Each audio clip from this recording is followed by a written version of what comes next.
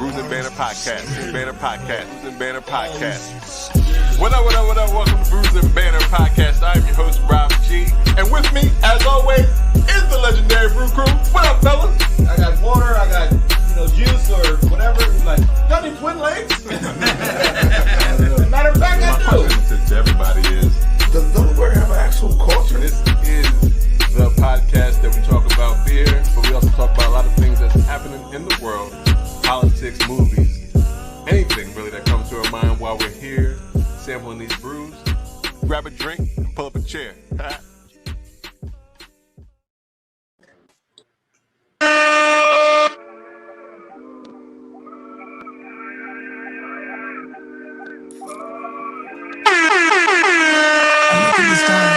Asking me what do I see? I noticed that lately all them constellations been looking like me. Inspired to shine, nigga. Inspired to dream. I think of my life and I feel that I may be as good as I seem. Coming up, I dreamt of the checks I be running up. I sat on my bed writing lyrics and songs. I would practice them all, but it wasn't enough. I wanna perform, I wanna cry. Singing it back to me, stadium loud. Homies in front turning up, getting down. They come up and look at it. Yo, that Chica. Yes, sir. Yes, it is. Yeah. What up? Welcome to Bruising Banter Podcast, where the topic is the rocket and the brew. Well, that be the fuel. And I'm your host, Rob G. And with me, as always, the Legendary Brew Crew. What's going on, fellas? Hey. What up, is Rob going G? on, everyone? What up, Blue Belgium? How y'all doing? I'm good. We are down the man today. Shout out to 302 Yoda. Enjoy your time off, sir. Yeah. Hanging out in them streets. Mm-hmm. He said he got some beers for us. He got some beers in him. Remember to do the opposite of future. Mask on still. Yes, mask on. Mm-hmm. Mask on. 6 feet. Yes. But I'm sure that come the summer, that's probably going to be the anthem of the summer, though. I'm sure. Mask off. It's going to be it's going to be top of the game. He need to trademark. I hope he trademarked it already because it's definitely going to be trademarked. Yes, yeah. Yeah. This is episode 111 of Brews and Banter 111. 111, triple ones. 38 of our social distancing series. Get it, Rob. You on a roll. Hey, Hey, sounds good to me. Right, whatever. So we do have a special guest with us today. We have Mina from Fernweh.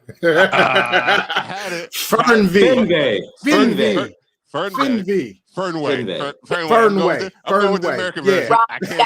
I don't do German. We are Americans here. It is Fernweh. Oh, you want to welcome? She can tell us. Welcome, Mina. Welcome, Mina. Thank you for coming on.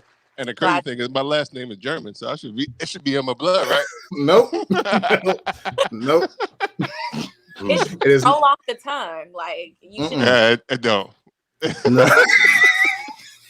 I mean, it's not your responsibility, Rob. After a while, because I was saying it wrong all this time. So once she told me, exactly what it was. It's just because we learned what the true name was like 5 minutes ago. So if it had been a couple days ago, we would have been fine. But because even on the website it says how to pronounce it, but I still said it wrong when I saw it written out.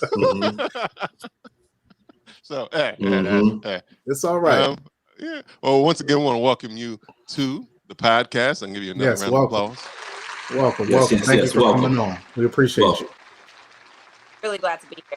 Glad to have awesome during COVID. Yes. I've been missing. Yes. Have you? Okay. Yeah.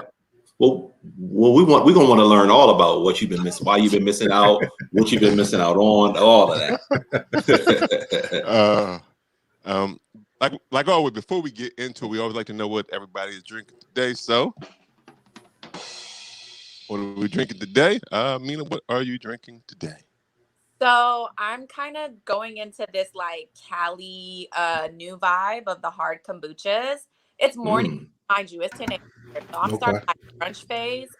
Gotcha. The Moonshine hard kombucha. Can you put it a little closer? You said, there we go. Okay, yeah. Oh, June shine. Yeah, I thought she said too. I thought she said that too. Wait, you thought I said moonshine? Yes. Yeah, What kind of beer is this? June Shine is an interesting name too, though. So tell us about some of those flavors. What's going on with that? So this one's the honey, ginger, and lime, lemon. Super smooth. It has a 6% ABV. And yeah, I mean, it's a great brunch drink. Like that and a cider. Later on, I'll put a sour in because I know Lou loves his sours. I've been noticing on the podcast. Yeah. Did her homework. So yeah, I'm ready to drink with you guys. Like I said, cheers. Yes. When you drink that, what you said, honey, lemon, and ginger? Is that what you said? Ginger, yes. What's more pronounced to you? Hold on. Oh, Extra little sip. See that? Oh, yeah, you gonna ask me all these questions. I think probably the lemon. Probably. No? Ginger. Probably for sure. The ginger very strong. Yeah. When you wash it down, you get the honey and lemon, but like ginger is what you hit on the palate. Hit your tongue first, right? Yeah. Definitely. Nice. That's nice. So as we do on the podcast, we rate the beers as pass me another. I'll have just one or keep it in the cooler. How would you rate that June Shine? Pass me another during brunch. Oh, there you go. Very specific time of day. Yeah, specific time of day. Got it. I'm one of those people who like I drink based on my mood and like the setting. Like So the good thing is you would bring that to a brunch setting. Like if somebody was having something at a house gathering kind of thing, you'd be like, "Yo, hey, here's my contribution." You'd bring it. Exactly. Awesome. Right. Awesome. Right. That's nice. I never had hard kombucha, so how exactly? I got to find out how hard kombucha. What's the difference, Rob? Is it just alcohol and not? Yeah. Okay. One is alcohol. Yeah. Gotcha. Well, when they put that hard in there, they always like hard cider. Yeah. Right. I understand. Gotcha. Got that, but I've never had. Maybe I need to try it then. I've never had kombucha either way, hard or non-hard. What is it? Soft? I don't know. You can start that. How about you do your research before you ask anybody else? That's why I asked you guys. That's why I asked y'all. Hopefully y'all knew. Y'all don't. I gotta do my own research. I think it's called kombucha. Right. That's soft. No. Okay. All right. Hard no chaser. Hey guys, I like to drink some soft kombucha. I am the designated driver today. Oh, okay. Whatever that is. Doesn't work? Yeah, right. The waiter's like, what are you talking about, dude? Yeah. All right. Lou, what are you drinking today? Oh, my turn. Let's go. I still am working on the Bougie Beer Girl gift that she gave me. So today, I have the Cultural Divide. It's blue blackberry and lime kettle sour saison. This is the can. If you guys can see that, can you see that? Yeah. Nice. Blueberries and all that stuff in there. It's very, very good. This is what it looks like here. Look at that joint. Yeah, it looks really, really purple. Really purple. I like purple. So purple haze. Yeah, it's in a 1 pint can. It's 6.2% alcohol by volume. This is from Hall Rivers, HAW is Hall, HAW River Farmhouse Ales. And pass me another. I like these saisons and sour. I can't pronounce the name, but it's out of North Carolina, some city in North Carolina that starts with SAX. Sax. It's in North Carolina, man. It's in North Carolina. Cheers to that city and how y'all motherfuckers pronounce that name. That's some bullshit. I'm gonna text the name. I'll put it in the chat. Somebody know it. Y'all tell me. Pass me another.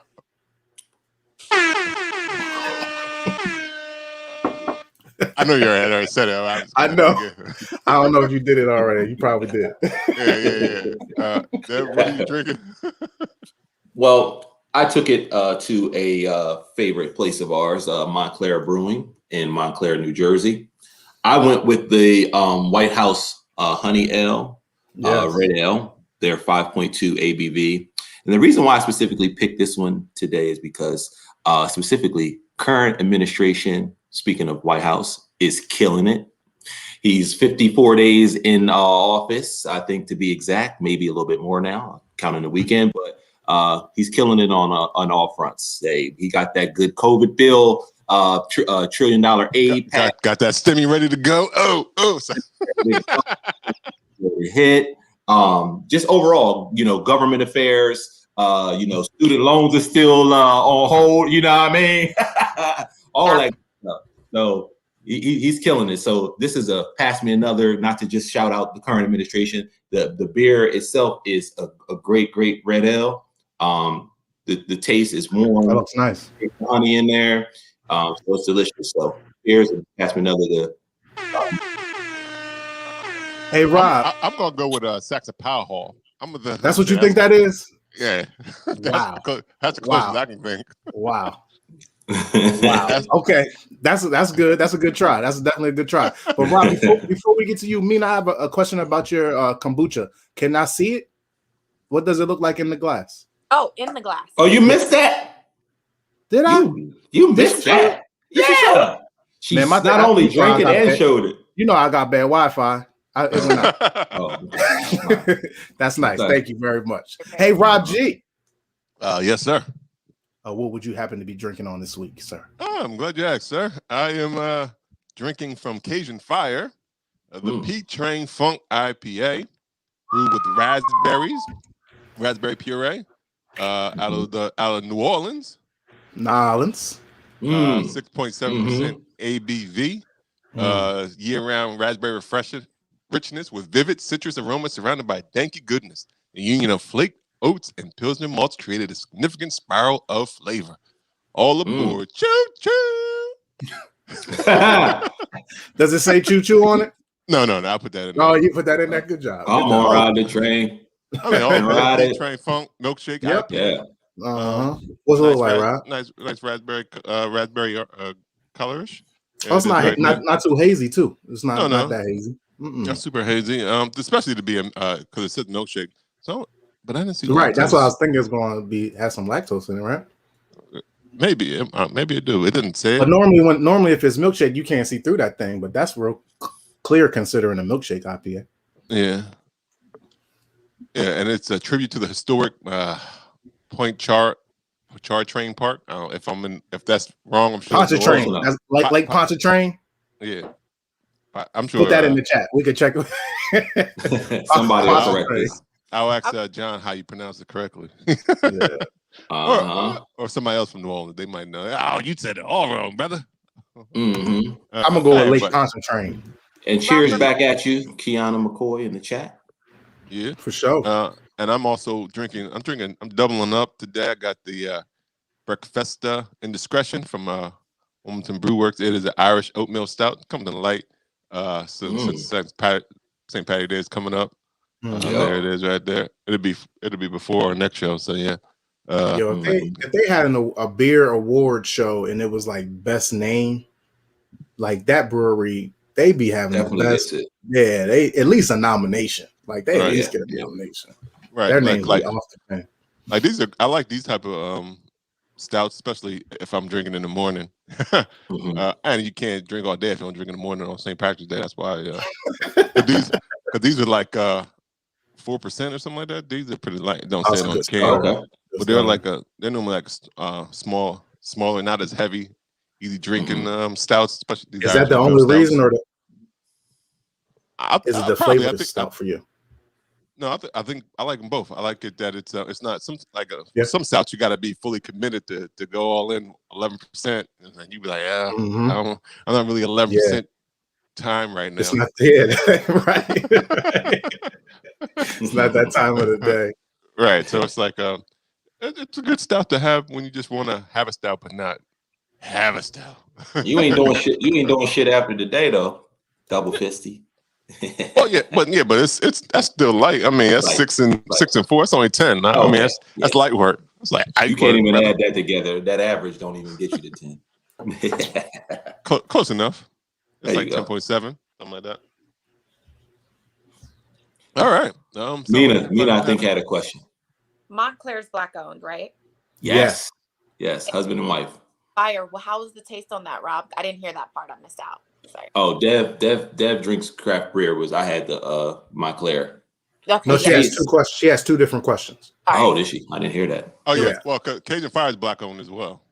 Oh, dope. Oh, why didn't I check them there? Oh, I should have guys. But yeah, this is this is definitely, it has more raspberry flavor than a lot of things that said they're raspberry. You can definitely taste the raspberry, and that's not overwhelming, and it's not too sweet. You still get some of the bitterness from the being an IPA. But I mean, it's definitely a good combo. They make good beers, so shout out to John and the whole crew over at Cajun Fire. They definitely do. Hopefully, we'll see them soon. It was on my list of things to try today, to put on the podcast today. So I'm glad you got it. I'm glad I didn't. Yeah. Why you could have did it too? I know, but it's never good when it's four of us and we sharing. Not anymore. I get with you. I mean, eventually we'll be back together. I can't wait, man. I really can't wait. I like how we did our beer reviews before this. Technically, we probably could be together. I haven't seen most of you. Right. Well, I've always been social. Rob, I've always been social from you. Every time I've seen you, Rob, I've been social distance. Right. But I've kept my 6 feet from you, sir. No, you haven't. Photo shoot. Photo shoot. No. COVID been a long goddamn time, yo. COVID been a long time.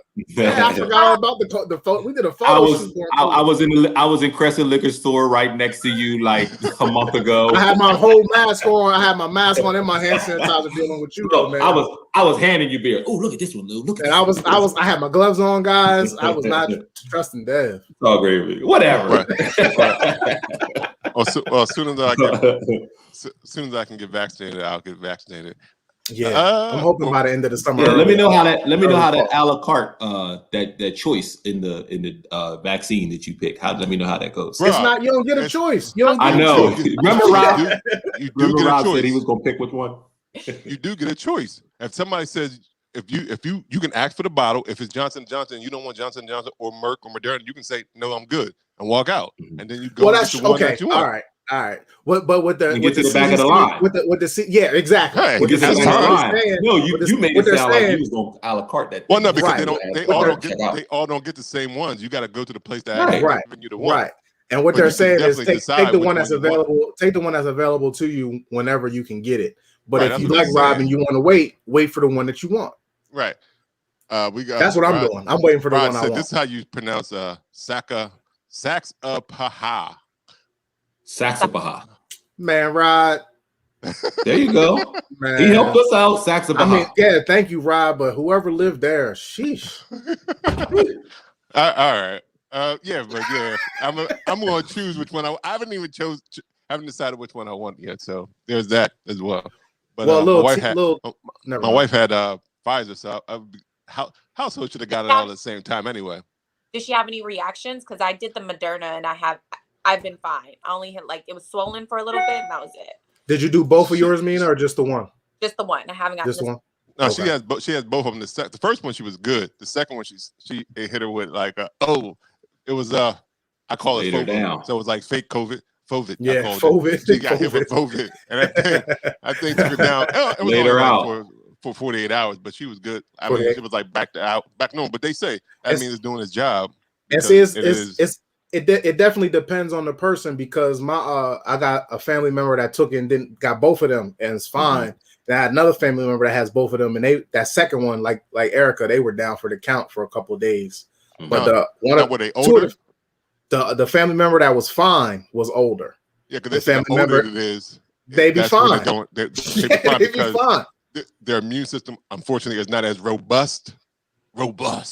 I sound like, but that's what caused. Because it's not robust, they're able to. That's confusing to me. Okay. I agree. But it's because I feel like the more robust it should be, the easier to be to fight off, and the least robust, the harder it would be to fight off. Well, I'm not. Yeah, I don't know. Not a doctor, I know you're just the messenger. Right. Yeah. I was watching it on TV. They were saying people who are older sometimes tend to not have as many symptoms because of. I mean, it's like anything like. I guess because they're working overtime, which is funny because they said the kids is exactly the opposite. Why they don't have as much effect on the COVID because their immune system is. Well, no, they said their immune system is infancy, so there's not as robust. So I guess that is the reason. So if your immune system is robust, it will I don't know. All right, that's not why we're here. We're not here for COVID. Nah, we got That's 2 weeks from now. Yeah, we got an episode like that coming in. We are here for Mina and the Fernweh. I'm not even. No. She's going to tell us how to say it correctly. Fernweh. That's not right. That's not even right either. That's not right at all. Man. Okay, we'll let her say it, but it's right. We do got our fourth member watching. What's up, yo? What's up, yo? What's up, yo? Look, I know how to say beer garden. Yeah. There you go. Yeah. I don't know. That's in English and German. That's the same way. Is it still the same way, even with the T? I thought it was with the IER. With the what's it? IER is still beer, ain't it? Yeah. That part. So beer. Go to Garten. Beer Garten. Yeah, is it Garten? Yes. See. You got any German in you, Mina? You got any familiar? No? Well, all right. We gotta find all that out. We're gonna go. So again, I want to welcome Mina to the show. And talk all about Fernweh. I'm sorry, I messed that up again, but just start us off with how do you pronounce it, Mina? That's the first question. So Google is God, and we'll give you a whole pronunciation on how to say it. You just listen to the lady over and over, give it like 3, and you'll have it locked in. But it's Fernweh. Fernweh. Fernweh. Fast though is like the German. She's like Fernweh. Like she'll say it fast, and you have to just keep listening for the nuances. Because I was like, oh my God, how do I say this? Yeah, and at one moment, I was drinking so much that I was like, if I put on an old man German accent, will it come out better? That was a no. It didn't. Not at all. Fernweh. Right? Fernweh. Yeah. That sounds horrible. Fernweh. I got it. Yeah, I got it. It sounds right when Mina says it, y'all. It does sound. She's been saying it for a while now. She's Googled it a lot. Right. Googled it a lot. I got you. So what is Fernweh Biergarten? So and how a mobile beer garden. We are taking up residency in the Los Angeles area, but our whole goal prior to COVID was to attend music festivals, major events, as well as like corporate incentives, meetings, and weddings. We're a 1963 Bulls Aero trailer. Bulls Aero is originated in Pasadena, California. So even our trailer is a California born and bred.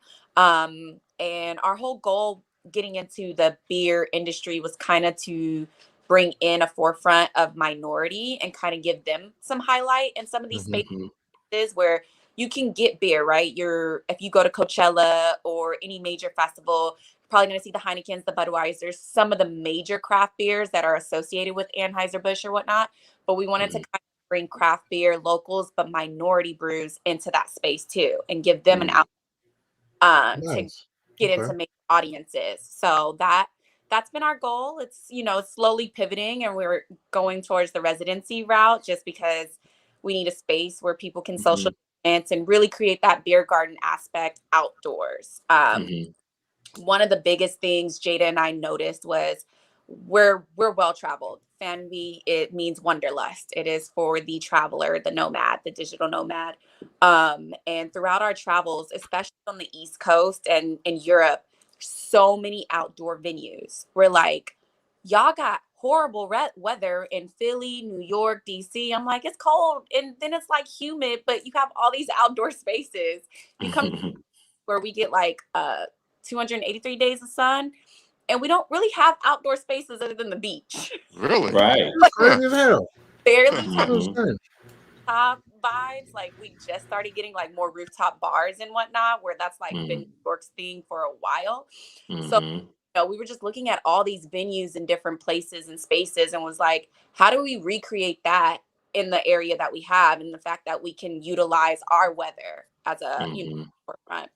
And came up with this idea 2 years ago. I was living in DC. We were sitting in a beer garden in DC, and I was like, yo, this thing would do so great in an Inglewood or in a space where we can like really, promote expose people to beer, one, and expose people to like an experience. The one thing I love about beer gardens is it's multi-generational. You can see a family with kids, their dog, their grandparents, like a cookout. So true. Yeah. Yep. So it brings that aspect, but it's also like adult, like I don't want to say adult drinking, but like it's that type of drinking that's like you're not 21 trying to get drunk playing beer pong, like you're really there to experience and create social. It's a social thing. So we Like you wanted said, rare responsibly. Yes. I was like, how do you expose them to like drinking responsibly and seeing that? Like my culture, I got to see that from, due to my biracialness and growing up in Persian community, drinking and smoking hookah, that everyone is like, that's like a whole phase. Like that was ingrained in our daily lives from like 9-10 years old. So it was never like something taboo, or once we got it, we ran like the wind. So you got it. Yeah, I wanted to get the Black side and be like, okay, drunk to have fun, but there's a way you can do it that's responsible and still have a great time and remember it. That's important. Yeah. Make the memory. Make the memory. So, Mina, I have a question more into how it would have been before COVID. You were thinking about going to festivals and things of that nature. Was it like getting POC and Black-owned breweries like kegs of their beer and then taking it on your truck to those festivals? And then just like getting a festival license and being able to provide the beer to the customers that way? It's exactly like that. So I was touring before I kind of like ventured out, and most of my DJs, I had different conversations and management companies with the Insomnia, who does EDC, all the different productions that handle these festivals. So I understood the routing and the logistics and how that worked. And I was like, okay, being a vendor here isn't that hard. You just have to gotta know people. And then I go to so many festivals because I worked in that industry. I was like, okay, I'm not seeing, like, your music is my people, but the person behind who's setting up doesn't look like us. Like, where are we in these spaces? We're the highlight. We're the headrunners. You're coming to see J. Cole. You're coming to see Beyonce. You're coming to see whoever it is, but there's no one else in that area that's contributing to our community other than you getting it out in the arts. So I wanted to put minorities, especially in the alcohol world, where we're so little. Like Jay-Z just sold his Moet Hennessy. So I'm like, we need to create more places for us in these spaces. And I want that connection in order to get minority breweries and microbreweries into the area. So Crowns and Hops, friends with them, we kind of like Montclair, like just creating those connections and learning about all the different Black-owned breweries across the nation was so important to us. Like doing all that research to find out how many are there, one, and two, how to create those connections and establish that so that we can have them on our running tap on our on Luther. And we have about 8 taps running. 6 will be dedicated to ciders, 2 to ciders. Okay. Nice. Is Luther's the name of the trailer? Luther's the trailer, yeah. Nice. Hey, that's a good name for that trailer. I know. I want to know why. It could be a good name all at once. Oh yeah. What's the origin of naming your trailer that? Funny enough, I didn't name Luther. Jada did. She was just like, "We need to name him," and I was like, "Okay." I didn't know it was going to be a him. I was like, "Why?" Like we went through the breakdown, and she was just like, "Luther," and I was like, I looked at her and I was like, "This is biblical, isn't it?" That's how she rolled. That's how Jada rolled. And she was just like, "No, it's just a strong name," and I was like, all right, it makes sense. Well, there's a lot of weight behind that name. She's a fan of Idris album. I mean, Idris, what is it? Idris, what's the name? Oh yeah. Alba. The dude from The Wire, the bull from Stringer Bell. Idris. I don't know. Elba. But I know he plays a character called Luther. He does. Had I picked the name, I'd have been like, "Oh, Idris Elba." But I think it was kind of to blend because there's so much feminine energy going into it. She was like, "How do we bring in the masculine energy?" I'm like, all right, Luther, like that's strong, sturdy. Yeah. So I want to know a little more about Luther. Is Luther like, is he custom out? Is he like, what's the interior of how's the interior of Luther laid out? Is he just a hauler of the beer, or what does he look like inside? Oh, he is getting a full-on customization. He's still like, they are in round 2 of like getting the electrical wiring down. So he's still okay.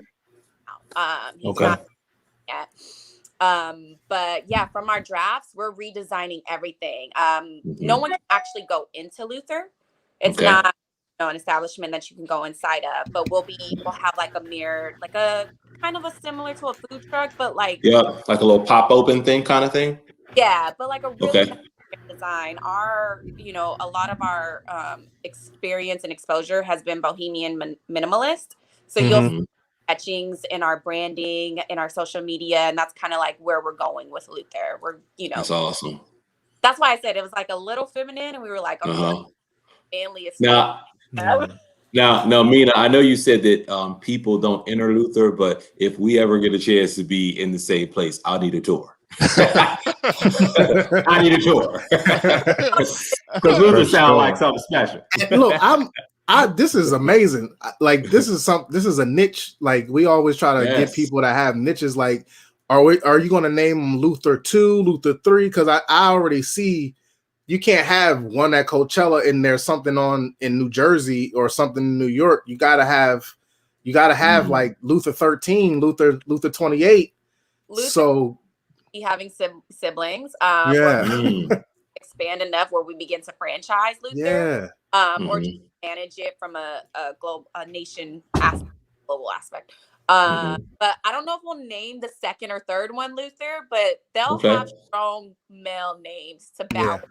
I thought Forrest Gump in the Jenny 1, Jenny 2. That's what that's what you Yeah, that's what I had. But yeah, definitely Malcolm's, Luther's, all that. Martin's. Yeah, Martin's. Yeah, Martin's. Yep. Martin's, Marvin's. Yeah, all of them strong male Roberts. Black. No. I was thinking of strong male civil rights leaders. That's where she was headed, but no. I'm sure there's a Robert. I'm sure there's a Robert in there somewhere. But yeah, absolutely. John, you got John Lewis. Man, strong little civil rights. What are you talking about? It was Luther. It was Idris Elba. No, we don't know that. I'm just messing. Yeah, we don't know that. Mina said it would be Idris Elba if she was naming it Luther, but Jada named it Luther, and it may be biblical. It may not. Right. It's a real strong masculine name, according to Jada. She obviously didn't like that joke. She said, "I'm out of here. Son. I'm out. I'm gone. See you later." I'm sure. Take your time. I'm just messing. He was like, "You know what? These catches. I'm not feeling it. I'm not feeling this. I'm out." And instead of saying bye, I'm just gonna log off. They'll never know. She straight banged on. Got him. Nina, I'm gonna ruin the whole episode. She said, I'm a nomad. I had to move to another podcast. I'm out.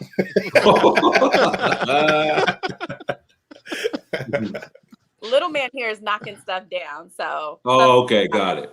Understood. So now we learned a little bit about how you guys are going to move about and have Fernweh at these particular places. How'd you arrive? Your website talks a little bit about like how you and Jada have been together and traveling since 2007. What made you guys settle on this German name and beer? Fernweh? And like kind of explain that to us, how you set on that. Is there some roots there or background? What was it that helped you settle on that name? There's a lot of humor and a lot of that story. So Fernweh came from Wanderlust. My Instagram name has been Wanderlust for the past, I don't want to know, like 8-9 years. I work in my industry as a whole is travel. I've worked in different facets, so music touring being one of them. And I've always just been like the travel person. Like if you wanted to go on a vacation, if you wanted to do something, you want to do it with Mina. Like that's like how my friends weigh that in. So that's nice. That's nice to know for the future. Yeah. If you have some more tips and tricks or something, hit me Right. up. Your go-to For sure. Awesome. So that's kind of how Jada was like, let's add a travel component because travel is so near and dear to you. And we've been traveling together. We were like, how do we fit that in? And we didn't want Wanderlust. There's so many beer gardens named Wanderlust. Yeah. I think the one we were sitting in DC was actually named Wanderlust. I was like, but it was a sign. I know you didn't want it, but so, this name, this repetitious. It was in it. Yeah, it was in your blood. It was definitely. It was in your blood. Back to it, and it was like, okay, how do we get around it? And she was like, well, is there a Persian word for it? If there's a word in Farsi, and I was like, yeah, no, there's not. So then like, okay, well, we know we want beer, and I'll tell you a story about beer in a second. But how do we come up with the name? And she did her research. And she was like, well, beer, German beer, so popular. It's not like the first, but it's the most popular beer. And that's how we landed on finding out what was the root word of Wanderlust in German. And we were like, perfect. And it was like, we saw kind of some logos, especially in retail industry, restaurants in Germany that had that logo. So we were like, let's go with it. This is perfect. Okay. It's us. That was a wrap. That conversation ended. How we got on beer gardens or beer was we went to Yacht Week. Jada and I fancy. We've always we drink beer. We're beer drinkers. More so, I was always like a sour and cider person. I hadn't dived deep into like lagers, stouts, IPAs. Like I wasn't as heavy into it as she was. She was like, if you offered her a drink, no matter what, like she's gonna drink it and she's just gonna be like, "Ooh, I like this. Let me try something else." Like that's just her personality. Yeah. And we were at Yacht Week, and I remember our skipper. Like Yacht Week is it's a 7-day long party. Just think of Vegas, Miami. Yo, I'm learning. I looked it up. Oh, where's Yacht Week at? Where's this located? Let her tell us first. Where's it located at though? Where are we at? So we were on the Greece route, but they have multiple routes. They have multiple routes.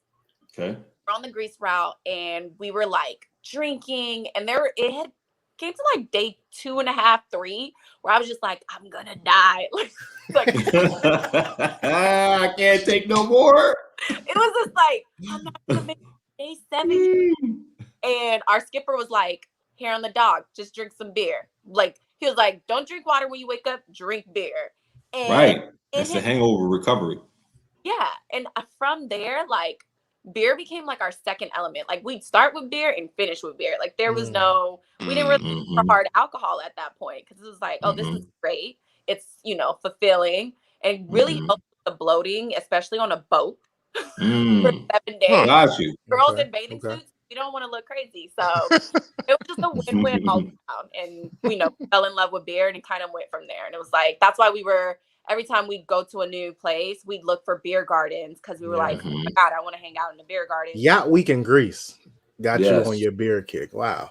And I see. That's fancy. That's very fancy. Right. That ain't no college dorm room story. Yo. I promise you, it's like camping on a boat. I'm in. I looked up prices already. It's on a yacht. It's on a yacht. Camping in the forest ain't camping on a boat. That's different. Right. Different. Yeah. So right. I've been on a yacht before, but to actually do a trip just on some old nigga, I've been camping. I've been camping in the forest. Right. And that ain't me too. It ain't a yacht. It ain't a yacht. That bathroom different. The bathroom is totally different. Are the same. What you say is the same? The 3-minute showers you have to take when you're camping is the same. Oh. Okay. That is true. That is gotcha. Well, camping outside in the forest, Mina, is minimal showers if you taking a shower. And you camping, you outside in the forest. Right. It's supposed to smell like outside. Yes, you are. Right. No, I take my outdoor shower. Like we go camping all the time. I bought one from Amazon, like a pop-up shower. What? Oh, you are fancy. You're just saying how fancy you are. You're trying to modernize camping.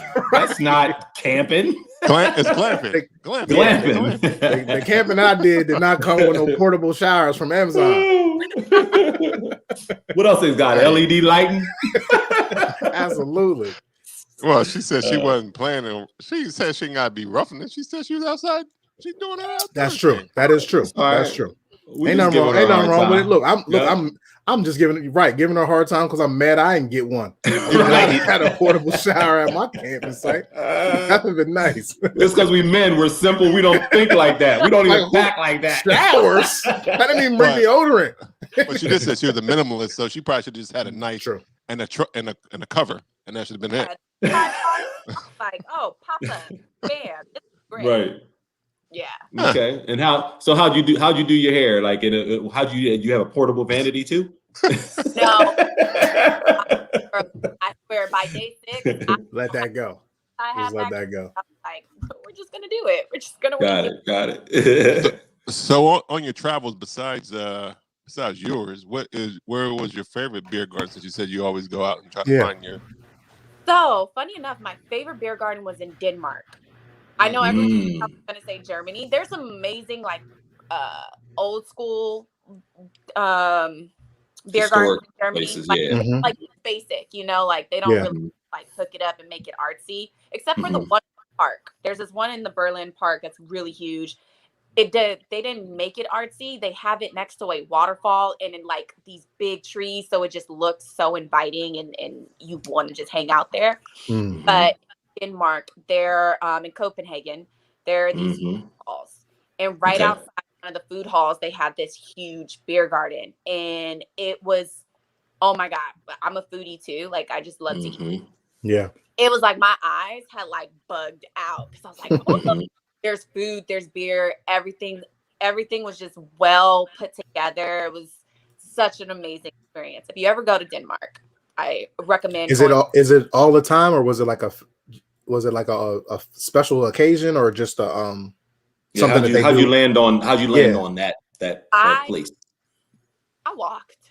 I'm the type of person who just walks aimlessly. Oh, so it's a year-round thing. It's just an open beer garden. Okay, good. I know the food hall closed down during COVID, but they reopened it all outdoors. So they just expanded outside of the warehouse. They literally took like these old warehouses and think of putting like all the food trucks, but like not just a truck. Like some of them had containers, like they made it out of a container. Yep. 20-foot, 40-foot containers. Yep. They just did so many cool things. So you just walk around and there's like, restaurant after restaurant, and then you go your garden, eat and drink, and fun's there just hanging out, chilling. So that's what they're doing with a lot of the interior of the at the naval base in Philly. They're setting up shop inside of those big warehouses like that, just putting whole things up. Okay. A quick question about Denver. What's their food of choice? What was their specialty food over there? Denmark, you mean? Nothing. You said Denver. I said Denver. Denmark. Yeah, you got Denver on the brain. You got Denver on the brain. Denver. He just got back. He just got back. It was an awesome trip. It was awesome. Denmark, though. Well, their signature food is potatoes and like everything bland. Yeah, so when you scrunch your face up like that, you meant it. Ew. No seasons on it. No seasons on it. Just a potato? Just a boiled potato? Jesus. Oh, legit, like a ball, like just a potato. I'm like, what am I supposed to do? Salt and pepper. That's street food? That's the street food? They just give you ball potatoes? In the street food, it's like Middle Eastern cuisine. Oh, okay. That like all these different types of cuisine, and sometimes they mix it, like have a fusion. So there's like Asian fusion, their version Spanish food, like Mexican food, which was really the street food is more cultural, but like Denmark culture food, like a wiener and no seasoning, not even a sausage link, like like it's just meat and casing. And that's disappointing. I have never lost weight so quickly. So I ain't eating this shit. I am not eating this shit. No potatoes a day. It was rough. I will admit. But Germany had some really like beautiful. As if you're looking for more of a historical concept or landscape, then yes, absolutely. But if you're looking for something trendy, did Copenhagen. I didn't really hang out in Sweden that much, but I heard that they had some really amazing places in like Gothenburg area and whatnot. Okay. Are these all this traveling for work, or this is just your personal travels? Because you just name dropped like 4 countries, you went to counties in North Carolina. Wanderlust been her name for a minute. True, but I just want everybody to understand she's hitting these countries. Personal. Travel for work, it's a little bit more fancy, I will admit. Okay. I'll be talking about Tahiti. I'll be talking about Maldives if I was talking about work. When I'm talking about just hop and skip this city. Okay. So we've had people on here who have been world travelers. So we need to see exactly how high how you rank. Give her the question. So what? How many stamps are in your passport? I guess is the question. That's a good question. What countries are there? Although I was born here, I lived in Iran for 2 years as a child, and we traveled all throughout the Middle East. So I was at 3 years as a child. We traveled out throughout those. So from a child, I've had a passport since an infant. Actually, pictured too. Nice. All the way up until how old am I now? Not revealing that shit. Yeah, you don't have to. That's fine. She said that's a woman thing. You on your third passport? How old am I? Yeah. Literally Pages. But yeah, Pages. Pages. Wow. So I think you win. So yeah. So when you say Pages, and I think Rob, you might even said this. Have you filled up a whole passport and had to go to a new passport just in your you win. Well, she said once you said from a child she was all through the Middle East, and then you already knew she was already Mina, beer aside, what country has been your favorite? For what reason? Didn't I say I was mood based? I even drink my beer off mood. You did. Never mind. I don't have a mood base. I don't have a mood base. Give her, but then break it down. Moods. When you were sad, where'd you go? What was the best one? We'll give 3 emotions. Yeah. If I'm in a party mood, if I'm in a party mood, I would want to be somewhere in Europe. Depending on like the season, I would want to be somewhere in Europe. If I am in a melancholy historical context, or like being my nerdy self, I'm really into history. Any country that has history to give, I love it. Yeah, that's cool. Although nobody in Greece knew Greek mythology, I think it's so far removed. I thought that was interesting. And what else do I really like? Oh, in the Middle East, of course. I have not hit. Well, I've hit the African continent, but I haven't hit South Africa. So there's a lot in West Africa. There's a lot to see. I still want to explore. Yeah. So Mina, this is kind of off of the off the cusp, but it is still in the travel. I always feel like that people that travel a lot, or either that have these, I almost say these hidden talents, whether it's people that do secret shopping or they do coupon clippers and all like that. They have these strategies to being able to conquer all these places, but conservatively, and not just just piss away their money and doing it. Or what apps are you using? What special secrets do you find to make to be able to travel? One of them travel jewels. right. Drop one of these travel jewels that's really okay, that's been helpful, that you feel that you can pass on and share. So depending on the type of person you are, because I know some people need everything planned ahead. If you were going to a place like Europe, I recommend the only thing that you pre-purchase is your flight. Your to and from flight. So if you're going to fly into London and you're going to fly out of Paris, get that flight purchased, and however long the length of time you're going to be there, have that set. Everything else, you don't need to pre-purchase, especially because you don't know what deals you're going to get when you're out there.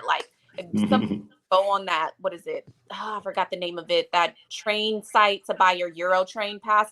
You don't need to buy a train to get to the place when you get there. there. You know, a day pass or something like that. Exactly. It's kind of like they kind of scare you to think like, oh, you need this when you all know, go to New York and get a Metro pass right there. It's the same thing. It's the same thing overseas.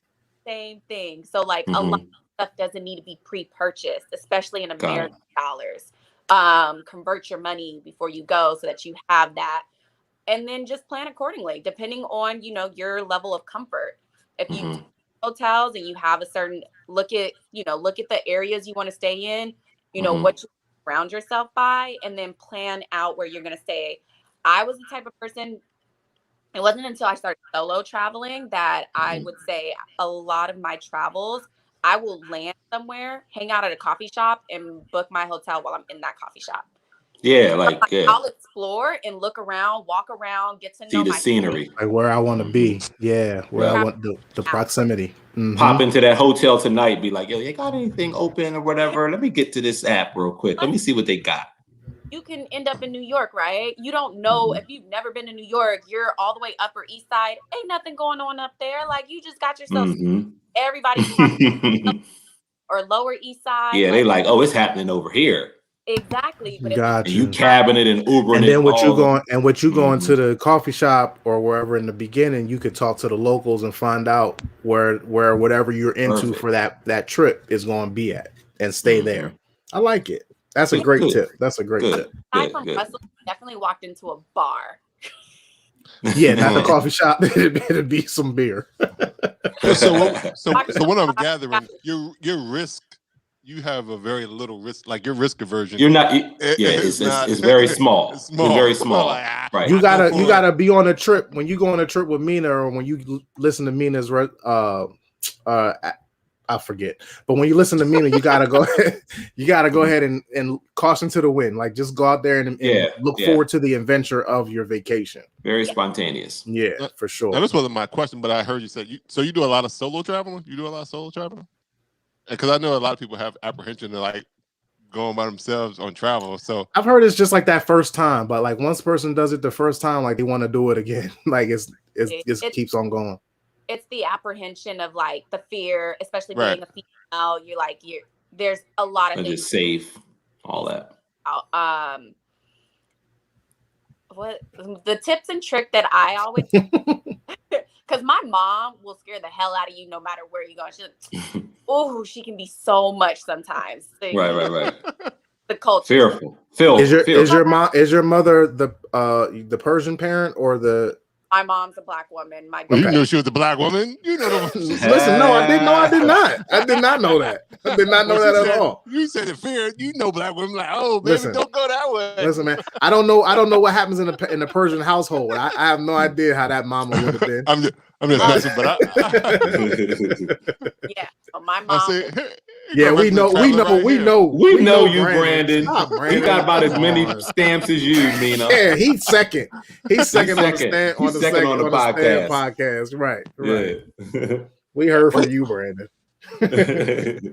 No, she scared me a handful of times. It took me until I was like 26 to start like really solo traveling outside of work. Really like this wasn't work related. Have people in the same hotel so that I can know my colleagues were around. Like when I went by myself, I had told myself your energy attracts things. So I was like, out of sight, out of mind. If I don't think these negative thoughts, then I won't create a world or an environment where it'll manifest it. Yep, manifest that. Exactly, manifesting it. And there was a moment where I had a few scares, but then I also remembered I got a special kind of crazy too. Like I'm from LA. Sheesh. Like in Europe in some tight jeans, I can handle you, but. Right, you ain't as tough as you cracked up to be. Look at them jeans. Look at you in them jeans, boy. I can outrun you in a minute. You can't even get above. Right, you can't even doing splits. Get out of here. Ain't gonna split something. Split the crotch. I can definitely take you on. Like you're smaller than me. I can take you on. Jesus. Well, there you go. That's some European men. They smaller too, probably. Yo, I shout out. I have a question for you, Mina. How is your African American heritage and your Persian heritage influenced your beer journey? Because I remember earlier you mentioned about being trying to find something Persian to be the name, or Jada was looking for something Persian to be the name of the company or what have you. How is the being biracial and the two different influences influenced the Fernweh company? Exposure. So when I had mentioned my childhood experience, as a child and adolescent, exposure to alcohol, very much like European culture, it wasn't taboo, and especially if you grow up not just in Black culture, but like if you're raised Christian at that. Like my mom is a preacher's child, so I'm like a PGK, preacher's grandchild. Yeah. So like, that religious part can be very like, oh, you can't do this, you can't do that, like everything's taboo. So you almost, once you become an adult, you've never tried it, you go all crazy for it, right? We've seen the reactions to that. Whereas, with my father, nothing was taboo in the house. He, like if anything, he wanted you to do it in the house so you felt comfortable, so that he could watch you, he can correct you, course correct. And then when you did go out in the world and you wanted to, experience life and whatnot, you weren't like crazy about it. It wasn't like, whoa, this is my first time, I'm about to get plastered, hopefully I wake up tomorrow knowing what happened. No, it was like, I've done this millions of times at Persian parties. This is not something, like it's not as exciting. I'm not as youthful about it. It's just a part of life. And I think that's a way better approach to take, because we can see that Europeans, they drink at 18. I mean, they drink in the house early age and they start drinking at 18 legally. And you can see it in the way that they carry themselves. It's not, they don't have that like ignorant, naive youthfulness approach to it as our youth does when it comes to drinking. Because of exposure. I understand. That makes sense. So I need to start giving my kids drinks now. You saying? Try that, son. At least expose them to what's what. Yeah. And how about your mom being a preacher's kid? I guess she balanced out what your dad was doing. Pretty much. Like we wasn't out here like smoking weed with our parents or anything, but like if you had some wine on New Year's, she wasn't about to flip, Right. Yeah. Exactly.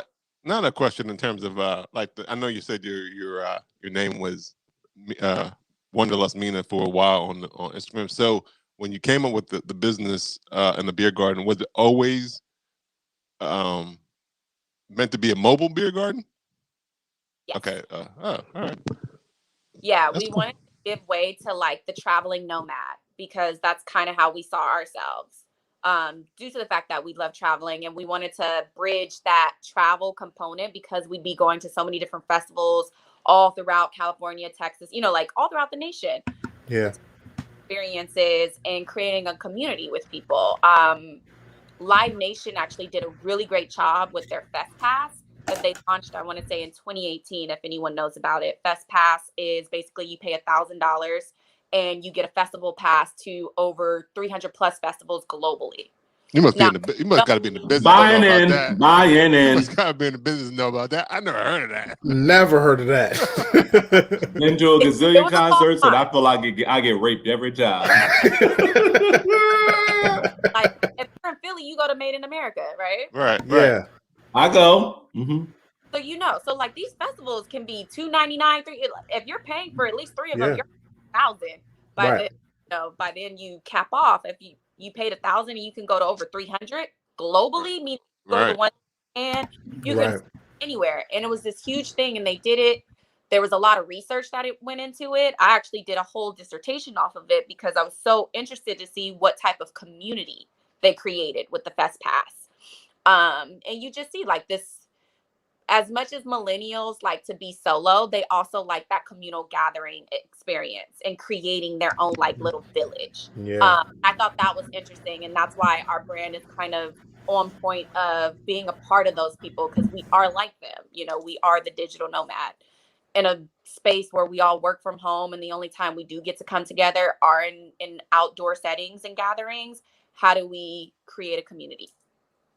Okay.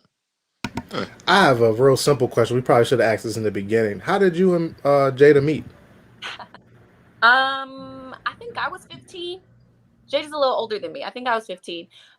We both worked at, my first job was Penske Cadillac. She worked at the Penske Smart. And then another one of our mutual friends worked at Cadillac. So it was the three of us. And we've been friends ever since. Yeah, it's been a long. Is the third girl still around? She is. She's a lawyer. But she's not a part of Yeah, she's our Fernweh. She gets the legal advice. She's like the third member of Jazzy Jeff and the Fresh Prince. She's our Michelle. Got it. I love it. Oh shit. And Michelle get more burned than that nigga from Jazzy Jeff and the Fresh Prince. So yeah. Word. Yeah, I got you. Yeah. So it's been fun. We've, like I said, the three of us actually, before I got the ants to solo travel, when I did travel for fun, I traveled with my two girls. Okay. Yeah. I mean, I guess solo travel can be cool because you don't got to worry about anybody else. Be like, you know what? I want to do this today. You want to do this today? Yep, we doing it because it's just exactly. You had that inner monologue with yourself, and y'all gone. That's it for sure. Somebody sitting there doing their makeup for 2 hours. I used to be like this. Like, are y'all done yet? In terms of the I guess President Biden, I should say, it says, well, we probably can have cookouts in July, and but for most people, they believe he is under promising. So when he overperforms, and it's just everything back open. Is Luther? Will Luther be ready to go in July? We're a little behind some of the electrical wiring. We're looking closer to August. We wanted to have him available by Juneteenth because Lamar's Juneteenth special. And unfortunately, we won't be up and running for that. But we're going to probably come up with another ideal or concept just to be there. Brand out. However, yeah, we're looking to August, September. Okay. Mina, go ahead, Dev. I was just going to say, so I forget how many beer taps or how many beers you said Luther has on it at a time. How many was it again? 8.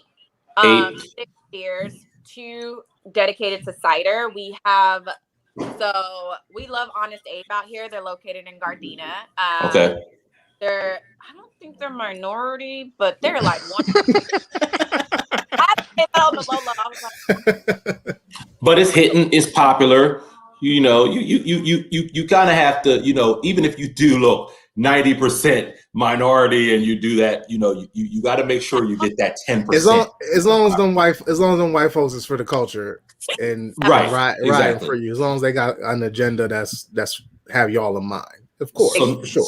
So now we got that number down pat. How do you guys how do you plan to, or anyone else that is not kind of in your range of things on tap approaching you to become a part of, hey, feature my brand or feature my beer or my cider, as in Luther? Like, how do you guys handle that? We've had a few. Mainly our conversations have been us going out because they don't know us yet. Right. Then we'll get that traction of breweries wanting to do business with us. Right. Researching and reaching out and having the conversations and the dialogue and asking, okay, how do we create a partnership or a establishment together.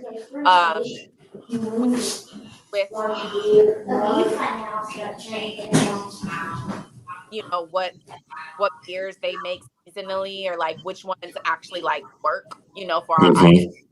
Want to focus on like highlighting at least 6 minority brews in California, and when we start to expand and go on the road, we'll pay homage to whatever state we're going to be in. Gotcha. Okay. And I'm happy to buy it. Yeah, you made up a good point just in terms of how to represent. How do you guys choose what styles of beer are on Luther? Just so that you're appealing to kind of the masses in LA. And it's dependent on where you're at. So like if I'm to like South Bay, Long Beach, then I'm going to gauge that audience and what breweries they tend to attract. And there's like data that you can pull from to let you know where to So we base it on that, but I also want to, like, if I'm going to give you like 4 that you're used to because you're a local and you know about them, that's great. But I want you to also experience these 2 that you may not know in Inglewood. Yes, I like right. A little bit of exposure at your things. And that's why the festival life was so good, because you get people from everywhere. Sometimes how major the festival is. So yeah, you give homage, you pay homage to the 4 that they know, but then you also expose them to something else that they didn't know. You create, they're like, oh shit, this is here. I'm in Made in America, but I'm going to Cali, so now I could try crowns and hops. Right. So I was going to ask that would be the feeling that you would have if you had a festival in Philly to go to. You would try to get 4 local beers, and then you round them out with something from across the country. Exactly. Nice. Yeah, that's dope. So how does I've been to beer gardens, but like, how does the mobile beer garden work? Like do you? You know what? Can I guess? I was about to say, can I guess? I was thinking like they have like that little turf, like the miniature golf thing the rug that you put out right in front, and then you, like you said, Rob, you bring your own seat, and we provide you with the beer at a cost, and you enjoy yourself. But it's more than that, because I don't. She said no. Yeah. I don't run the business. I'm just guessing. I just wanted to guess. I just hope that the green carpet. I hope that the green carpet is part of it. That's it. Yes, you're like 40% there. You don't have to bring your own. I'll take 40%.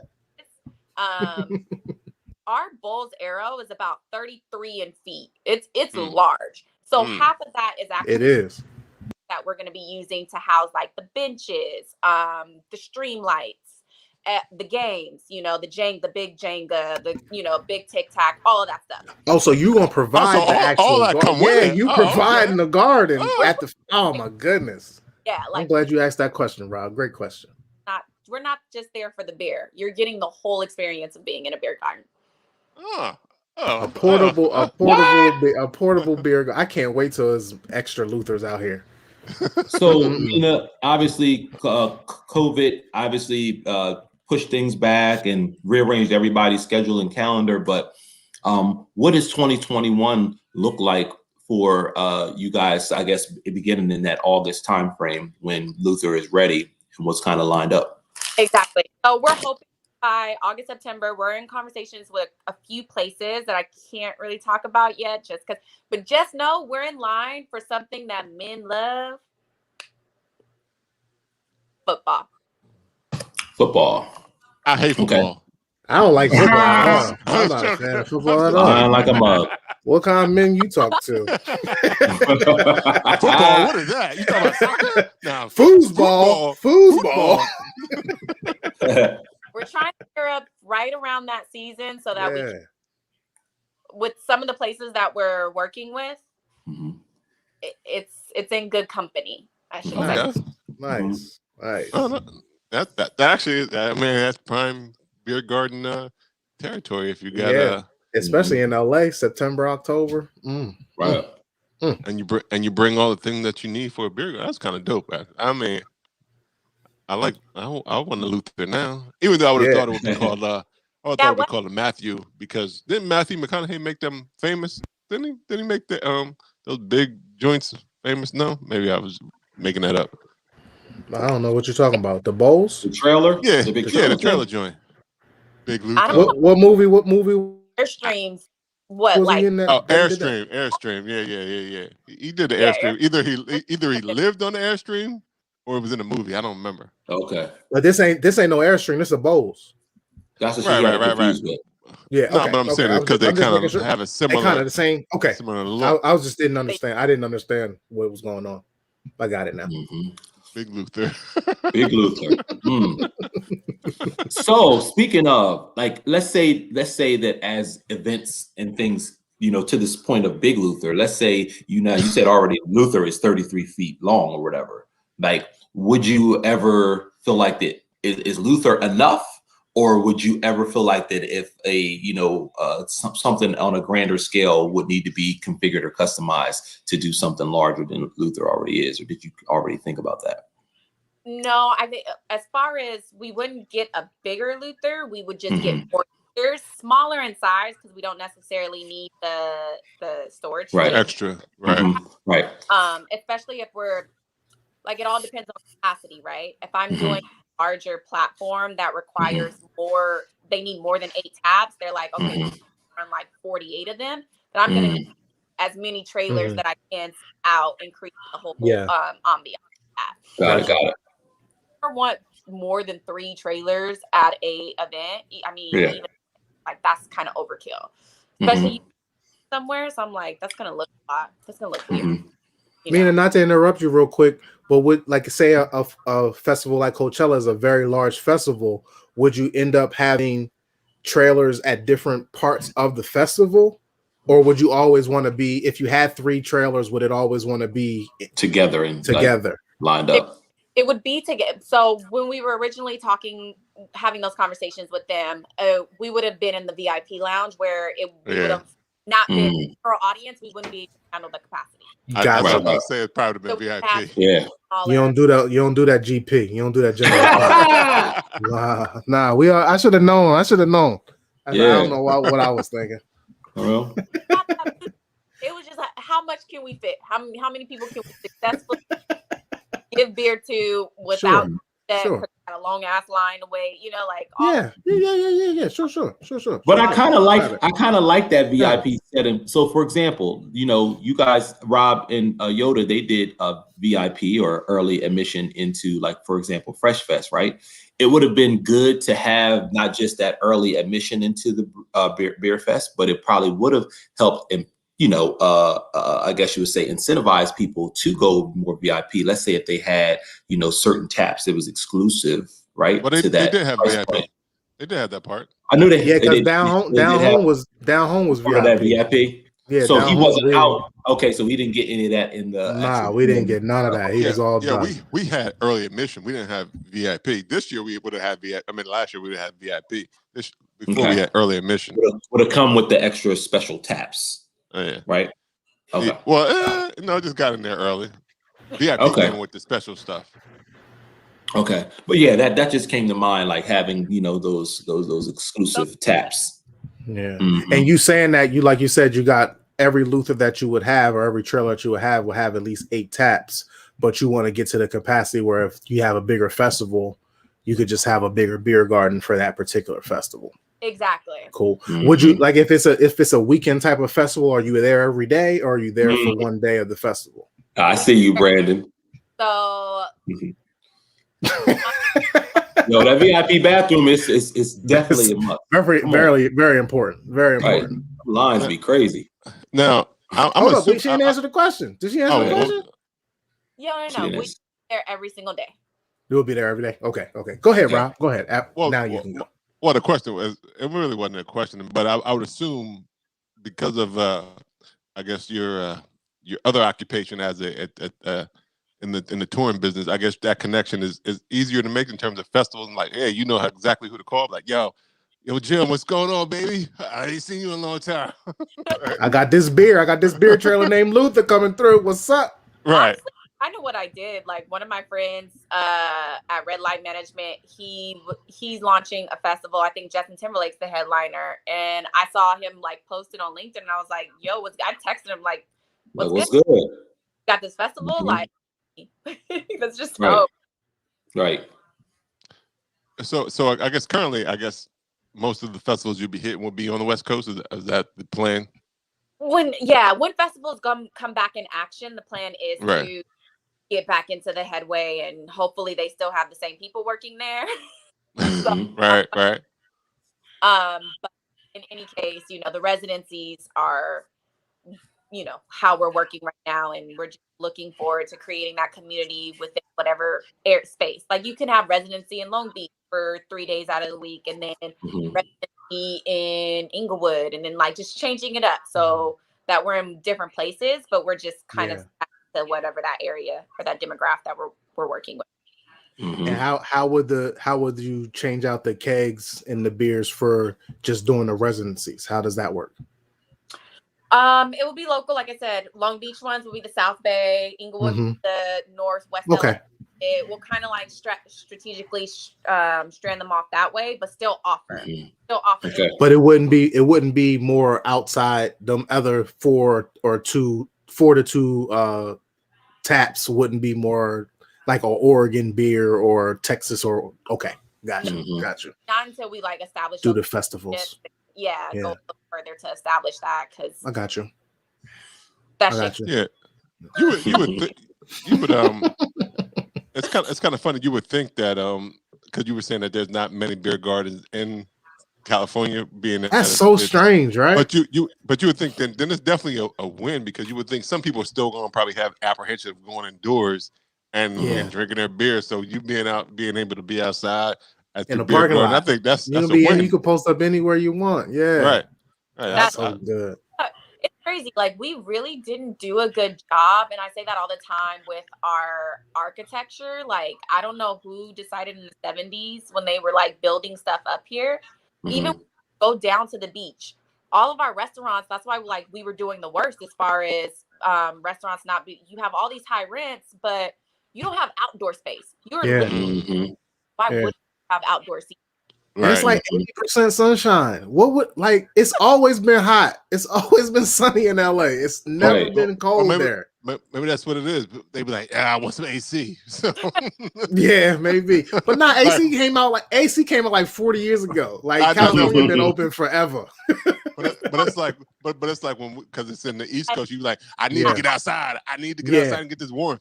So because of the winter, because of the whole winter, like you want to get outside for them 6 months. Right. And in LA, it's like, yo, it's hot all the time. Like, it's never. Tony told us. Yeah, it'd be cold. What's cold for y'all? Like 54 degrees? Y'all put jackets on and shit. No, God damn. It's not even 54 degrees a day. No, I was just in New Orleans, and I think it was like 60 something, and I was cold. And so your temperature is higher. Your cold temp is higher than you need 71 or above. you were just in New Orleans and you didn't pick up any Cajun fire. She mentioned that. Yeah, she mentioned that. Stop teasing her about it. She said she should have asked us. I just said that because I saw John was on here. He was the one that said Big Luther. Oh, okay, got it. Well, next time she knows to hit up John and Big and Cajun Fire. And when she's a Nomad, so she'll be in New Orleans. Like tomorrow. Yeah, she'll definitely. Yeah, I was about to say before the end of the month, she got a reason to go back now. So Mina, before we ask you anything specific to the company or the brand, just give us maybe what your travels look like outside of just work. What it looks like in the next 90 days or so. Where's the next location? You traveling anywhere? I just got back from NOLA. I'm waiting for the second vaccine. Okay. Ready for it to drop. Okay. I'm heading to Houston to look at some properties. Just for investment purposes. Aside from that, nothing. Okay. I want to go to the Caribbean. Like I need like one of those vacations where you're just drinking and beach. That's the only thing I want to think about and do. Yeah. I like them vacations. In the water, but no swimming, just floating. Got it. Yeah, I heard that. I heard that lightweight flex on them. I'm going to Houston for check out some properties, and then I'm gonna hit the Caribbean for just drinking and vacation. Right. Yeah. Okay. Do a little work in Houston. Commercial or single families. Duplexes. Yes. Okay. Yeah. Good investment. Yeah, she. Maybe she is mean to say what? Brandon said check out Jamaica. He was just there like a month ago, I think. He was saying check out Jamaica. Oh, he said John said Essence Fest. I feel like Mina's checked out True. Jamaica. Oh yeah. Is that coming back this year? Is it coming back this year? I don't know. I think 2020. No, I haven't heard anything. No, I haven't heard. Are they doing Essence Fest in out in NOLA this year? I haven't heard. That's what we're trying to. Yeah, we don't know. Maybe. I would. I would. Are they, John? John, you listening? Are they? You live down there? I would find it hard to believe that they are doing it this year. I think they're gonna wait. I think they should wait because Coachella they probably canceled. Won't. Coachella canceled, and all them other bigger festivals canceled. Well, Coachella's in June though. Yeah, when's Essence Fest in July? It's like July, April. Coachella's like in April. Yeah. So Essence Fest is in July. June, July, somewhere around there. But that's 3 months, man. It. Old Uncle Joe said that everybody can get the vaccine by the end of May. So no, he said everybody can get on the list. Get in line. They can get in line. They can get in line by Memorial Day, but you ain't getting that vaccine until September. Right. So I don't know if our summer's gonna be on yet. Like I don't. Wait, these vaccines are actually being turned. I don't know. So I don't know. They stepped up their game. It's like 2.8 million a day now, and it was like 500,000 2 months ago.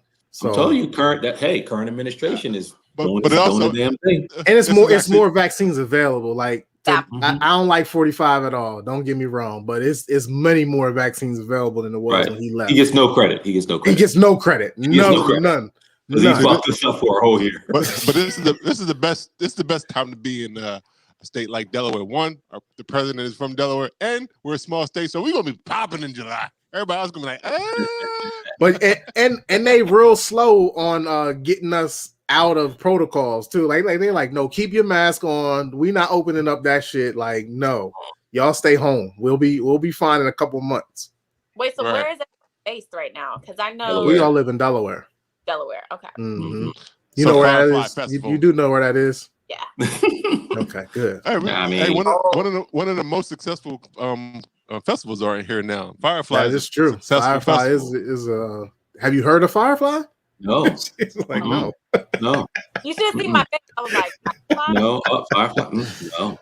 It's like is that the Reading Rainbow? East Coast. It's like East Coast Coachella. You don't know about it? I don't know. Is it? Look, that is not in her Live Nation travel festival pack. Okay. Yeah, that's not in the festival. That's not in the discount pack.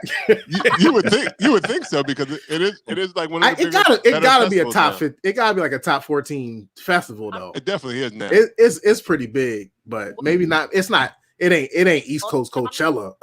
I think it is. I mean, there is no other festival on East Coast like that. I think it is East Coast Coachella. Maybe it is East Coast Coachella. John said 2022 for Essence Fest. Okay, and, 21 is virtual. Yeah, it'd be in the July 4th weekend. Gotcha. Yeah. Shout out to the East Coast Coachella. That is interesting. I got to see the hashtag. Maybe it's a hashtag, and they got a couple of Fireflies. Well, it just started, so send me those free ticks, baby. I hear you. Right, sponsorship Firefly. You hear us? Fire. Fire Festival. Like, I don't know if I should. That's what I would think too. Black Beard Travelers. Firefly was made in America. Firefly was first before. No. Blackbird. Made in America is still not as big as Fire Festival. I think Firefly. Man, like the Roots Picnic is a dope festival too. It is. That's a big ass festival too. But it's only one day though. It's only one day. Right. But like what you call it, like a traditional joint where they actually out there camping like Fireflies. Like Firefly. Yeah, camping. Exactly. It's like, what's it like, 4 days? Yeah, something like that. Yeah, it is a long time. Because I know Electric Zoo is similar in concept, but what's the genre? Is it multi-genre? It's multi-genre because like Outkast was a headliner at one time. Who headlined the year before? I don't remember. Before it shut down, I don't remember who it was. I've never been, and I just try to stay away from the area during that weekend. I think they started with the Black Keys was the first their first headliner.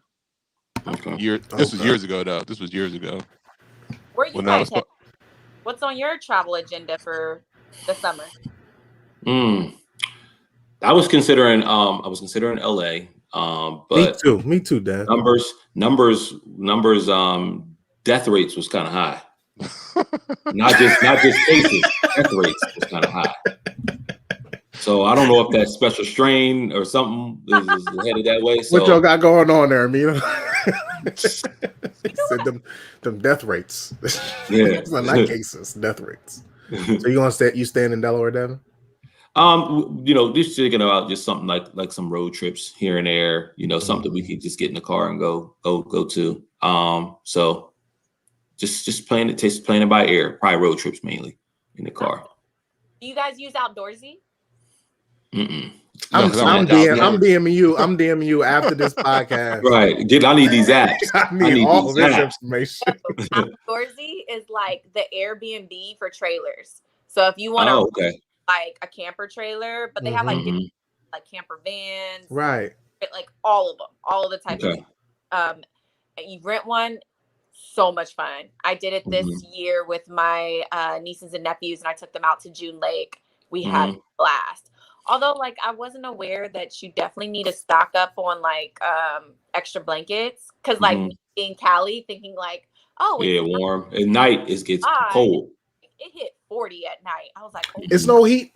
I guess it's a dumb question. There ain't no heat in the trailers, huh? There was. I didn't know how to work it. Okay.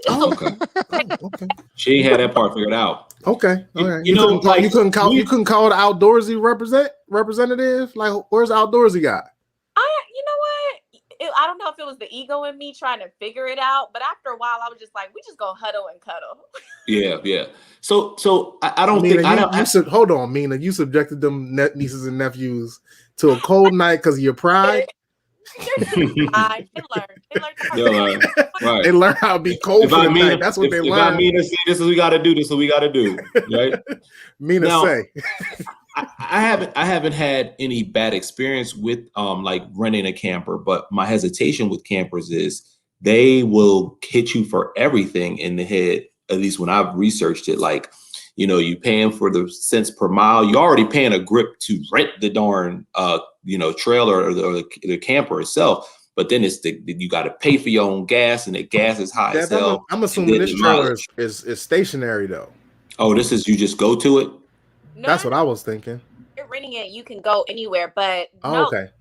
It's like Airbnb. So instead of renting from like RV America and like places that people own these. Yes. So, okay, so it's like the Airbnb of RVing. You unlimited miles. You can good. Have all these different things. Yeah. That's an app or a website? Both. Both. Okay. Yeah, you get sponsorships for these people? No. Jeez, you should. You name dropping like a motherfucker out here. All in these streets, all on these airwaves. Right, but thank you for the name drops. I appreciate it. No, she just want to help us out. That's what I said. I appreciate it for sure. Yeah.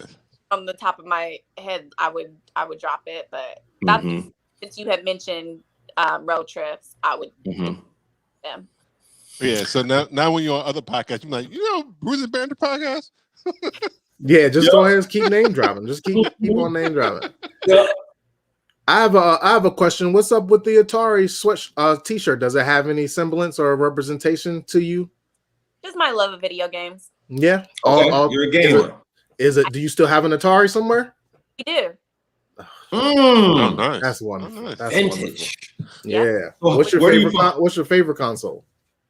Like to play actively right now? Yes. My favorite console, I mean, if I'm trying to whoop ass, then I'm on the Switch. Killing them in Mario. Right. I'm just having fun on my own. It's RPGs, and I'm on the Xbox. Just trying to whip ass. There it is. Come over like, oh, we want to play, and I'm like, all right, pull out the Switch. Yeah, there you go. I feel like killing y'all today. Y'all were talking shit before y'all got here. Right. Let me shut y'all up right quick. I got what y'all want. This ass whooping. I thought we were playing on the Xbox. Now we play on this. Nah. We'll play on the Xbox later. I got something to prove right now. So the Super Mario Odyssey, you already beat that, or you still trying to conquer it? Super Mario. I said, have you beat? She mentioned Super Mario. Yeah, he ain't talking to us, Mina. He definitely talking to you. No. Rob was going to make one of his sidebar comments, like I said Super Mario, like I said something strange. I wasn't saying anything. Okay, I said, have you beat Super Mario Odyssey yet, or are you still trying to conquer it? Haven't even started that one. You haven't started? Okay, all right. Just started to ask. Look, at least you know what it is. I have no idea what y'all talking about. Sakura? Sorry if I messed that one up, y'all.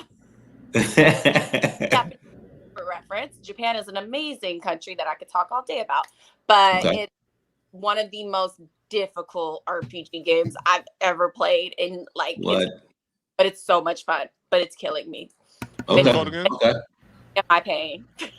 What's it called again? What's it called again? Sakura.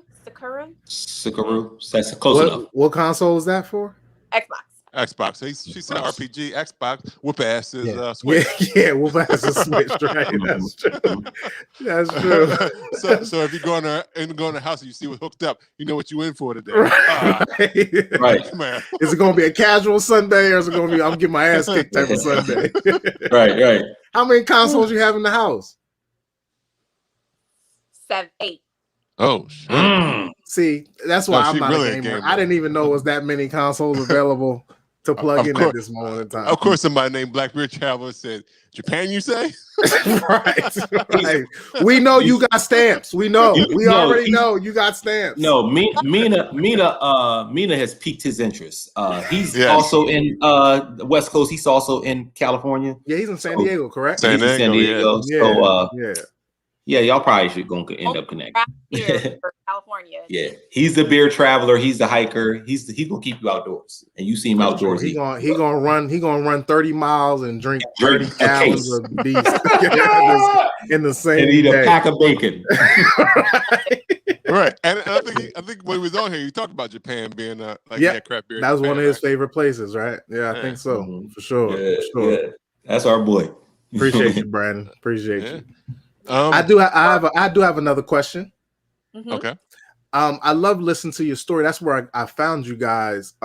You guys give so much just history on beer, Black history included in beer. What was the impetus to start posting stories about beer history? Education. We wanted to educate our community, and just it was a part of our brand, right? Like I said, travel, history, all those things are important, and we wanted to give minorities a chance to show that, one, we're not just new to this. We've been just slowly, like we're adapting. We're getting in more places and spaces, and what that looked like throughout American history.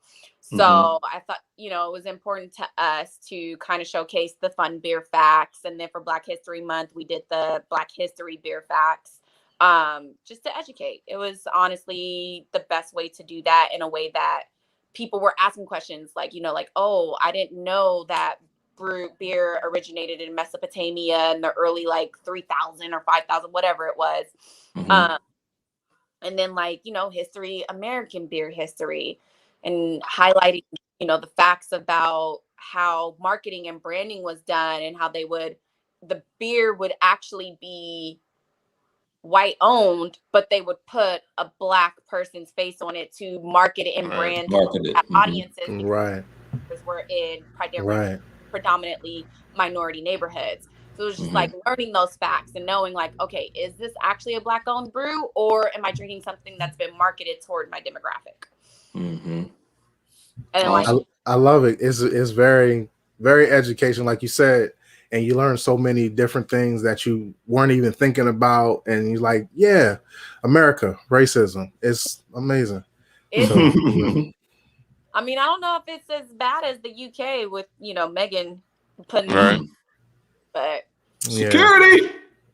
That's something. None, Dev. How about that? None. You call for security, they say nope, not going to come. Shout out to Tyler Perry. Not for your kind. Shout out to Tyler Perry. Right. Protecting a prince. Right. His movies look cheap, but he got the money. Dude. And he definitely got enough security to protect the royalty.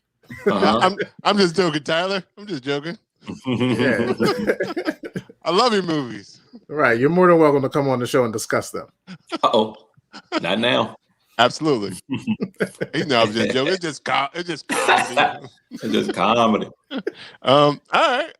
Any more questions for Mina? No. Mina, is there anything else that you want to say or get out there? Let everybody else know. Keep up with the website. Follow our social media, Fernweh BG. We're definitely, on the right track, and we're preparing to launch. And it's an exciting journey. Absolutely.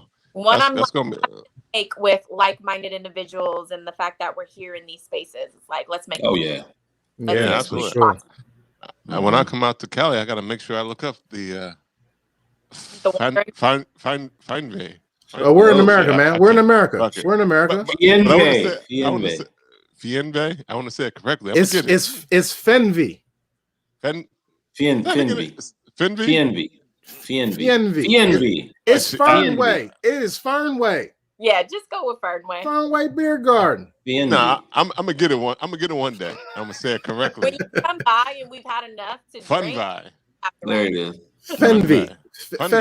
Has anybody said it right? Has anybody said it right, Mina? She just said Fernweh, and you just said it Fernweh. You said exactly wrong when she said it. Fernweh. Listen, right. when have I ever said them correctly? I don't say nothing. Like, don't act like I say them right all the time. That's Devin's job. Yeah. Thank you, Lou. You are, especially the German. Yeah, especially German. You are a German guy on the. Y'all just gave me that smoked beer that one time, and I had to make sure I was, representing. And it was right on, yo. It was right on. It was no better version than that. So you I forget it. I can't say that. I could recognize it. Rush, something like that. I think I still got some of that beer too. Yeah, it was good. I like that. I like that smoked beer. You ever had smoked beer, Mina? I think I have. I only had it that one time. That one time we had it. Yeah, it was interesting. That liquid smoke. Keep that. No, you ain't like it there. You ain't like it. That's not liquid smoke. That's real. That was real smoke from the char. Yeah, that's smart. Yeah, I remember because I took a sip and was like, no, hell no, I'm not doing that. That's not and it was in Cologne, Germany, and I was guy was like, oh no, you need to have this. It's traditional. Excuse me. That roast beer, you can keep that roast beer. I didn't mind it. It tastes like I like it. Tastes like a barbecue in my mouth. Exactly. That's exactly what it tastes like. If I want a barbecue in my mouth, I'm going to eat some barbecue. I'm going to eat some of these ribs. You gonna go to the barbecue, eat some ribs, ribs, and pair it with a regular ale. Sometimes you can't be at the barbecue. When you can't be at the barbecue, drink some Roush beer. Roush. Pass me another Roush. Okay. Yeah. Okay. All right. Well, we want to thanks again, Mina, for coming on and telling us all about Fernweh Biergarten. Thank you so much, Mina. I appreciate you. Send our best regards to Jada, who couldn't be with us today. I'm sure she would have had just as much fun, if not more. Can I ask one more question? This in the vein of Devin. Devin, you always ask this question. Is there anybody else behind the company besides the two of you guys, or is it just a 2-woman program right now? It's a 2-woman program. I mean, we have friends that are lawyers that help us in that capacity, legal contract. But yeah, no, it's a 2-woman program. Awesome, cool. Right, they got Michelle on deck on the side. She said that. Right, yeah, I knew we had a lawyer, Michelle, on deck. Okay. I just wondered if anybody else. Yeah, for sure. Well, if you ever need help with anything, let Brews and Banter know. We do our best. Thank you guys. Do our best. Now, I know you already had said where they could find you. Could you tell them one more time? Yep, you can find us. IG is Fernweh BG. On Facebook, our Facebook page is also Fernweh BG, and you can also check us out on our website, fernwehbg.com. And one last time, how do you pronounce it the correct way? Fernweh. There you go, ladies and gentlemen. She just said it the first. I don't think either. No, I just said it. Fernweh. She just Fernweh. Tried. Yep. All right. Yeah. See. Bam, yeah. There you go, Rob. She said yes. She said yeah. Good. Good job. Fernweh. Fancy. I'm gonna say fancy. Fancy. That's wrong. That's Biergarten, sir. Fancy Biergarten. All right. Where can they find you? You can find Dev Drinks Craft Brew on Instagram. Ask about me. It's his turn now, Rob. For a couple weeks till they get used to it. Oh yeah, you can just find me. I introduced myself. I'm Lou Belgium. Yeah. You can find me on them Instagrams, because guess what? I'm on them Instagrams. Yeah. I got distracted. Yes, you did. Space Cadet. No, somebody was talking to me. My wife was talking to me. Hi, Erica. You can find. He's got headphones on. Yeah, you can find Bruising Banter Podcast at Bruising Banter Podcast on Instagram, Facebook, and Twitter. You can also listen to the podcast on Amazon Music, Google Music, anywhere you listen to podcasts. You can also say, "Hey Alexa, play Brews and Banter," because we are on Amazon Music as well. You can also watch us on YouTube and on Facebook. Remember to smash that like button on YouTube. Subscribe. Mina, subscribe. Get Jada to subscribe. I'm subscribed on YouTube, but I didn't know. Okay. Yeah, subscribe on YouTube. I think tell Michelle. Like on YouTube, tell Michelle to subscribe on YouTube too. Tell me, the more the merrier. The more the merrier. Yeah. Right. And as always, remember to rate and review on the podcast. You can go to www.Brews and Banter if you want some of that fire merch from Brews and Banter. I don't know if it's merch. Nah, man, it's fire. It's fire merch. Because it's our logo. It's coming. It's getting better and better as we go. If you want to follow me, there it is, Rob Stay Bruising on IG.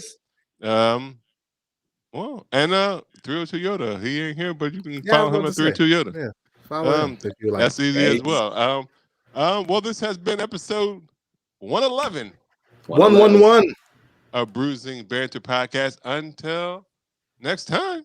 Have a good week, everyone. Yeah, sign us off, Rob, with some good music. Hey. Whoa. Hey. Hey. Oh, what's next? What's next? I'm making a change today. DJ Rob, taking the pain away. I heard you was giving your chain away. That's kind of like giving Nope. your fame away. What's wrong?